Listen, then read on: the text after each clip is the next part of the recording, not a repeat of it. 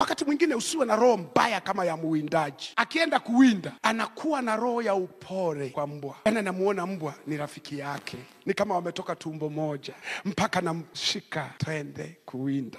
Hata napoenda, unaenda wapi? Tunaenda kuwinda. Yani yeye na mbwa wakifika kwenye mawindo, kazi anaachiwa mbwa, yeye anakuwa master of ceremony. Kamata, shika. Mbwa anakimbia mpaka kwenye miba, kwenye makorogesheni anaingia. Anajua nikikamata tutakula na mababa. Kwa upole ule lazima nile naye. Anakamata mnyama, anapiga kelele. Mwindaji anajua amekamata rafiki yangu. Akifika pale, mbwa anatikisa mkia, yani kumuonyesha umeiona kazi yangu, umeiona kazi yangu. Anafikiri jamaa tena atampongeza. Anashangaa jamaa anachukua fimbo, anapigwa mbwa. Toka!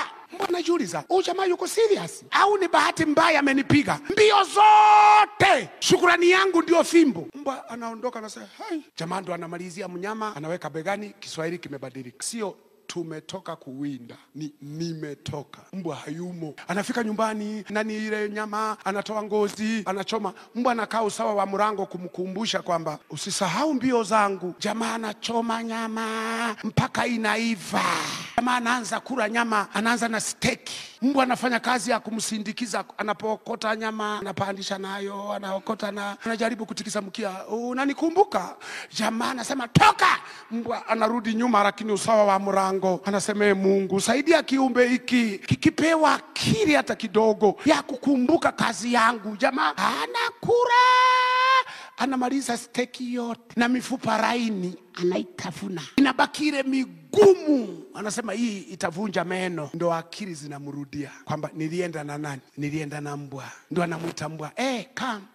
Mbwa ameokoka, hana makasiriko, hana kisirani. Mbwa anakuja kwa upole, anapokea ile mifupa, na yenyewe anaipokea kwa shukurani kwamba hata hii nayo nashukuru. Anatikisa mkia kwamba asante, hata hii si ungetwanga kwenye jiwe ukara mwenyewe. Mwangalie mbwa anavyokula, anapindisha shingo. Ni vile hatujasoma language ya animals, hatujasoma wanaongeaje, lakini kila kiumbe duniani kinaongea, kina communication, kinaongea. Inawezekana pale anasema Mungu, mbio zangu zote, yani ile kuingia kwenye makorogesheni na miba yote, naambulia mifupa, amemaliza nyama yote. Uenda mbwa namuombea muwindaji, naomba laaniwe, asinenepe, asinawili, asinone. Uliwahi kuwaona muwindaji mwenye maisha mazuri? Wale ambao wanawinda kutumia wanyama wote wana maisha ya jablana ya mbwa. Unajua kuna watu wamemfanya Mungu kama mbwa wao. Kamata, na wachungaji wanawasaidia. Pokea kazi, pokea milango kufunguliwa, pokea nyota, pokea kibali. I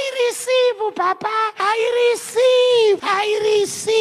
Mwache aliceive sasa. Mungu amemkamatia kazi, biashara, salari ya kwanza. Na kabla hajapata alimwambia Mungu, nitakuwa mwaminifu, nitatoa zaka, nitatoa shukrani, hata pale kanisani nitanunua skrini kubwa, nitanunua viti, nitachangia uwanja,